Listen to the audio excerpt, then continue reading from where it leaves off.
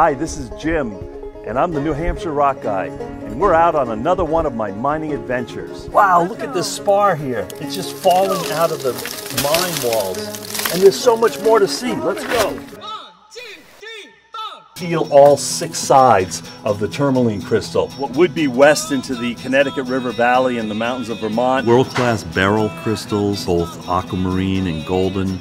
If you look hard enough, you'll find something it's facing. Yeah. Get ready for a fantastic journey of this incredible mine.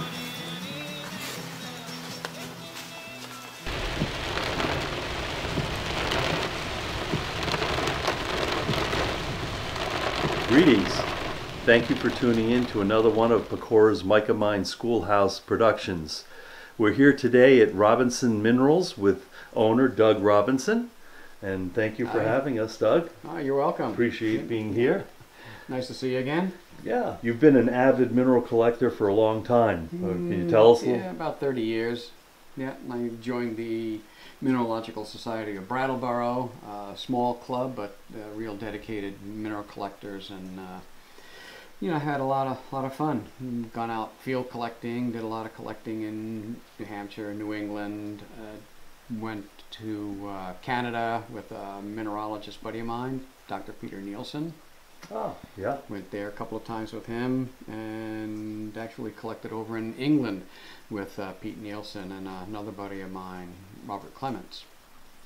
So we've got a mix of minerals here, and I guess we'd like to just focus on some of the ones that you've either self-collected or are local to us. We're here in South Ackworth, New Hampshire, the home of world-famous Beryl Mountain and a number of other localities, and hopefully we're going to get out later in this video to some smaller localities here in town. And you've got beautiful display cases in your shop.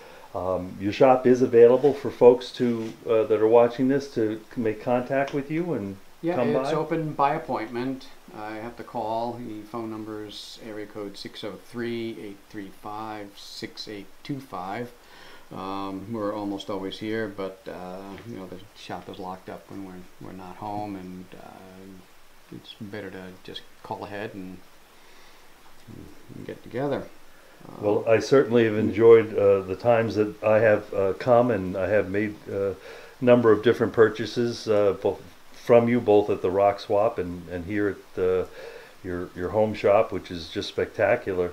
So if you'd like to tell us a little bit about any of the rocks that we have here in front of us that might be of well, we've interest. got quite a few here that are from New Hampshire. This is a schorl from the French mine. It was a feldspar mica mine, and you got some nice black schorls and a schist matrix. This one's probably collected about 40 years ago.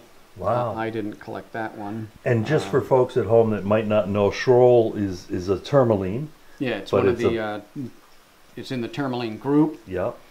And there's lots of different types of tourmaline in that entire group. So you've got the black schorls, you've got brown dravites, you got pink lepidolites, red rubelites, that sort of thing. So wow, a lot of different names.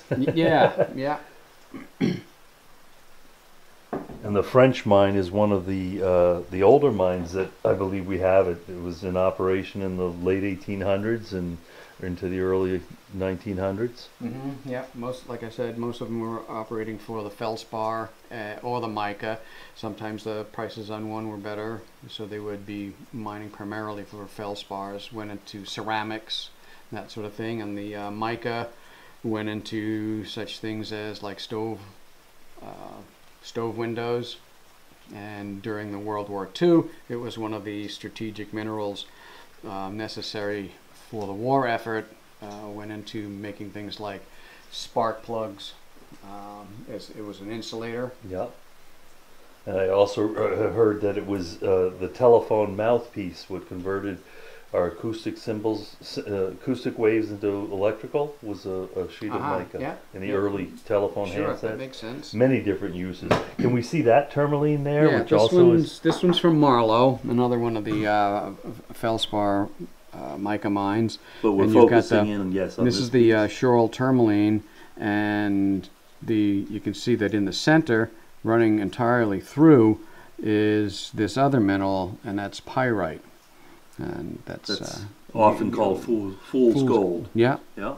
I never knew you could get pyrite inside of a tourmaline crystal. Yep, I was pretty fortunate when I was collecting there, and I collected a few things, some kind of cruddy tourmalines, and I went back, I guess it was the spring of one year, and there was a caved area about the size of this building, probably 16, 18, maybe 20 feet wide, and I don't know that it was much taller than the ceiling right here, but the ceiling had collapsed.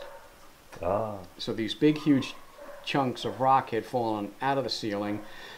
They were several feet thick. They were anywhere from 4 to 15 feet across. And they exposed a lot of new rock that hadn't been there before. Yep, exactly. Is that so? That's where that piece had come from? That's where that one had come from. Well, that's. It's nice to be able to buy something that has history, and you can hear the history from somebody that has collected it. I always see something interesting here. Yeah, these are also from that same mine. The Micas, got some decent Micas there. Now this shows the crystalline shape of that mica likes to take. Yeah, exactly. Yeah. Kind of a diamond-shaped pattern. But it's a couple of crystals intergrown with each other. Well, this would be the actual crystal. Okay, all right. I'm sorry. That's not mica. That's quartz. Yeah, that's a piece of quartz. And then this was also from that same mine. And this one's looks like it's in rough shape, but when you look at it in that position, you've got this perfect crystalline shape there, right? Yes. It's a crystal within the crystal. Yep. And then what caused the hollow then spot? There's even stuff going on inside that one. So it's unusual. The tourmalines usually have a sort of rounded shape to them rather than just having really good 6 sides. Mm-hmm. And the 6 sides would indicate that it's either having been possibly a huge apatite crystal at one point, or maybe a beryl crystal. And then it changes over. Mm-hmm. So that's a metamorphic type, or ends up being metamorphic? Well, it would be a pseudomorph. Pseudomorph. Thank you for correcting me. That's a beautiful specimen. That is, yeah. Now, are all your specimens here for sale, or some are not? All of the specimens in the display cases are for sale. Yep. And I've got other business stock in the flats. And you know just what's in every one, because every time I've come here and asked you for something, remember the Acton? I live in Westford, Massachusetts, and I asked about the I don't Acton know. Mat. Yeah, the Acton Mass Barrel, and yeah, you that pulled Johansson it right out. collected. Yeah. So. Yeah. How about this? Talking about beryl, you do have a crystal here from Beryl Mountain. I'm sure you have several. Yeah, this one here is from Beryl Mountain, a nice matrix piece, and so it shows a lot of the pegmatite minerals. You've got lots of feldspar. You've got some micaceous stuff going on here. Over on this side, the darker stuff is quartz, and then you've got the beryl crystal right there. Now, I don't recognize the term you said to this, micaceous. Yeah. I'm not sure what that means. Mica. Oh, okay. Mm-hmm. And that beryl crystal is not uniform in its size. Oh, but it has another beautiful piece of mica embedded in the side there. Is it there, or was up against it? Probably a little of both. A little of both, yeah. Yeah. Yep, this was very typical for our local beryl to be colored in the seafoam green, aquamarine color range. But there are other colors. I know Beryl Mountain had golden beryl, and this is from Beryl Mountain. A little bit more typical of the color. You get that, like you say, sea green. Now, is that a complete crystal, or was it halved over here, Doug? It is complete, because on the one side if I can show the camera what we're looking at. You've got your crystal faces. Faces there. I see 3 of them. But yeah. the other side, it's lacking actual crystal faces, but this is where the beryl grew or crystallized against another mineral. And so that's a euhedral face. I mean, this actual crystal face. It's not broken or cleaved or anything. What might cause there looks like banding in this, if I'm using the term correctly. Mm-hmm. Is that what I'm seeing? That almost like here? Yeah, pretty much. So as the crystal, as the liquid is crystallizing and forming this beryl crystal, you have all of the molecules of beryllium aluminum silicates that are now coalescing to become the beryl. The beryl, yeah. And it picks up either impurities, or there might be some gases that are trapped in there that'll cause it to become opaque. Give it that line effect? Yeah. Huh. And then one of the, you talk of the other colors of beryl. This one in my personal collection is one of the golden beryls. Here, bring it over here. Yeah, sure. Wow. Yeah. And what is this?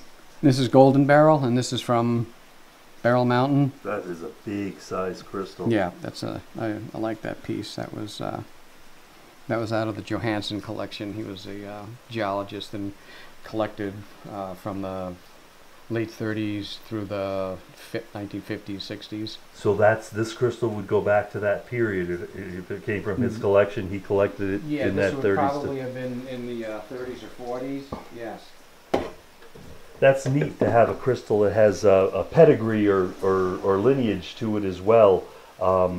There must be several like that in here. So with this beryl here from Beryl Mountain, it was collected in 1965 by friends of mine, Jean and Margaret Nickerson. And I always try to keep that information with the specimen right on the labels. It gives a good provenance, and people know whose collection they came from, when they were collected. That's the back side.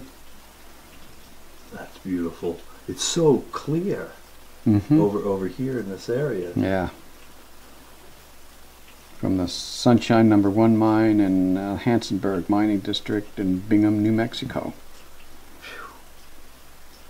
Calcite from Mexico, and these are stalactites, so they actually would have been growing something like that, where the solutions would have been dripping down and crystallizing. Very unusual color. It's yeah. Not quite a red, it's almost like a salmon. Yeah, and the bottom shows the typical calcite cleavage. This is malachite from the Congo. I don't know, it's about 4 or 5 pounds of copper mineralization, and it's got these nice, if you can see inside there, the malachite bubbles.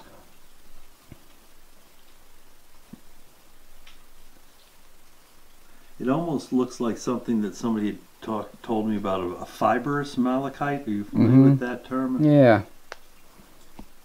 That's a beautiful specimen. This is a piece that I got from an older collection, a gentleman over in New York State, and there's several fossils, and looks like somebody spilled paint. Yeah. Yeah. And there's not much of anything on the back side. It's kind of a slate matrix, but this is a fossil jellyfish. Oh, that's amazing. I didn't think soft-bodied creatures could make a fossil. I thought they had to have like a shell or something. Well, that's why this is pretty unusual. Yeah. Yeah. Wow, so see, amazing.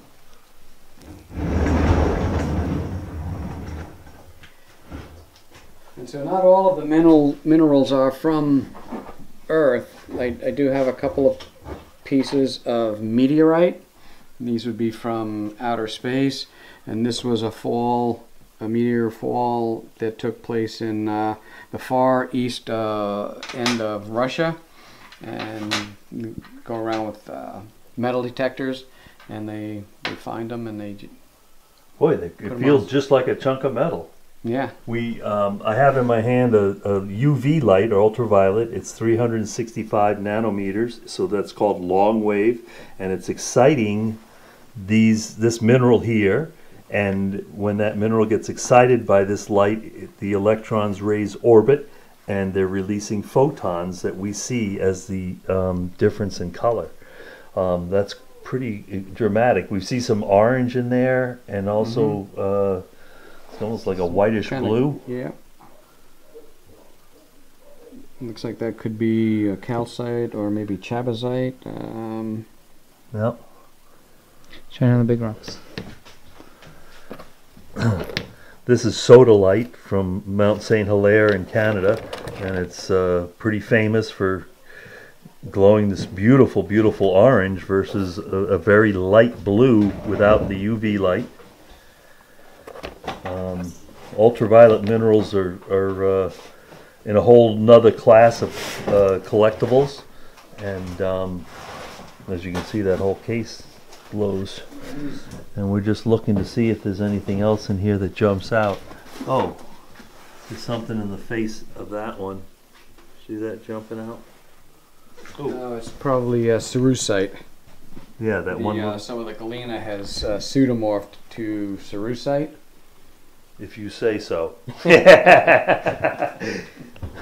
Getting beyond my expertise there, but that's why I like coming here, because I always learn something new. So I don't know. This is the only other sodalite that I had. Pretty intense. This is one of the. It's a very narrow beam, but it's one of the most powerful long wave black lights now in the world, and it's showing certain minerals. Do you have any kyanite? Yeah, don't shine in my eyes. Okay. Yeah, but if you can you see in here, Doug, and see the colors that it goes? Mm-hmm. No. I mean inside. Yeah, I can see. You can? All right. Kind Yeah, of boy, orangey there's a real bright point there. Yeah, the orange.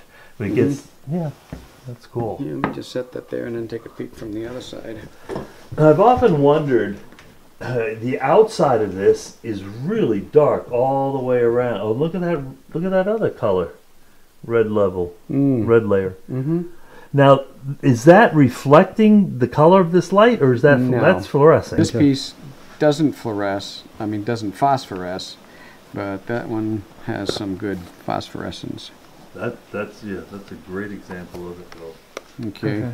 So they have two specimens of willemite.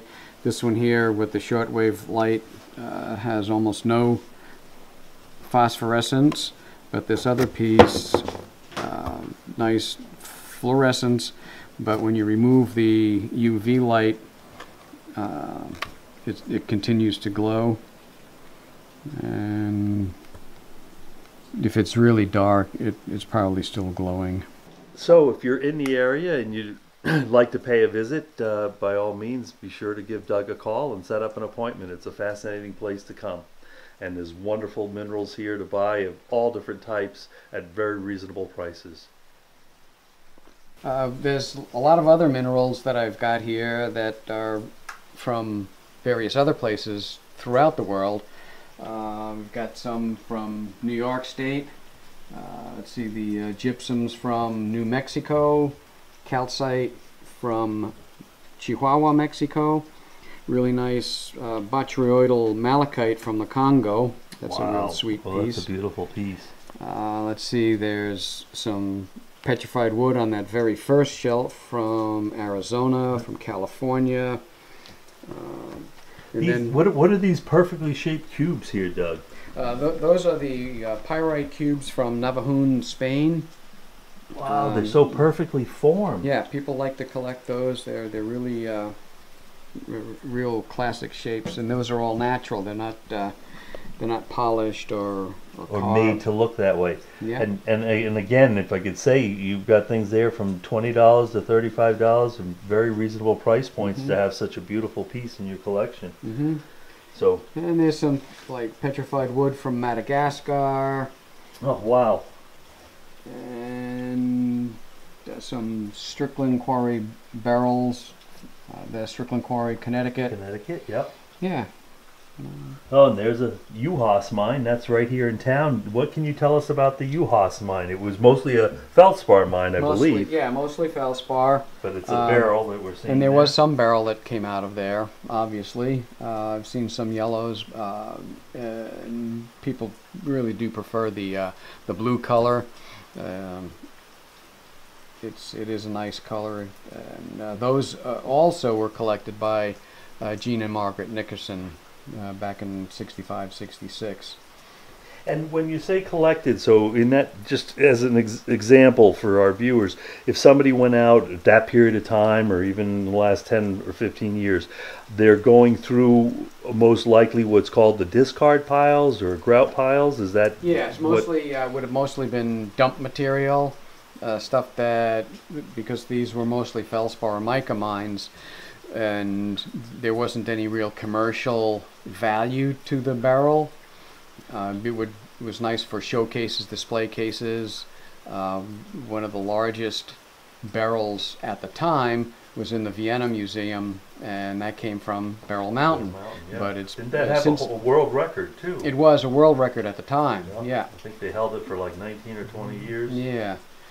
So it wasn't until the advent of the nuclear energy and atomic weaponry that beryllium had an economic value. So that'd be like the late 30s, early 40s time frame. Right, Yep. right. So collectors were collecting it just because of its color, its shape, its rarity, and then several of the local mines were opened up during the war effort for the beryl resources. And I know Jim has put together a really interesting talk on beryl and its uses to this day that we seldom or hardly know about. Yeah.